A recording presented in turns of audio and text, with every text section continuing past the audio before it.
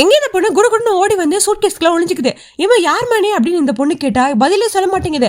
அப்ப இந்த பொண்ணோட அப்பா வந்து இங்க ஒரு குட்டி பொண்ணு வந்துச்சு பாத்தீங்களான்னு கேக்குறாங்க. எனக்குலாம் தெரியாதுப்பா அப்படின்னு சொல்லி அனுப்பிச்சு விட்டுறாங்க. அப்ப மறுபடியும் சூட்கேஸ் ஓபன் பண்றாங்க. அப்பா அவர் பாத்துறாரு. ஏய் நீ போய் தானே சொல்ற, ஒழுக்கமா உள்ள இருக்க என் குழந்தைய கூடன்னு கேக்குறாங்க. என்னால தர முடியாது, முடிஞ்ச போலீஸ் கால் பண்ணுன்றாங்க. என்ன போலீஸா?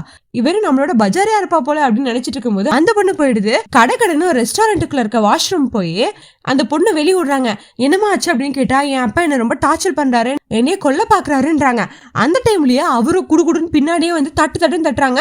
ஆனா இவங்க கதவே ஓபன் பண்ண மாட்டாங்க. சரி வெளியே வந்து தானே ஆகணும் அப்படின்னு இவரு போய் ஒரு ஓரமா உட்கார்ந்து இருந்தா உள்ள 4-5 பொருளை தூக்கி போட்டு வெளியே போய் உட்காடுறாங்க. என் குழந்தைய கூட அப்படின்னு மறுபடியும் அவர் அதையே கேட்கிறாரு.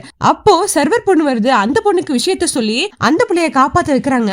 இவரும் இந்த பொட்டியை ஓபன் பண்ணி பாக்குறாங்க. அப்பாடா என் புள்ள கிடைச்சிட்டாடா, கொல்ல வேண்டியதான் அப்படின்னு. ஆனா அதுக்குள்ள அந்த புள்ள இல்ல.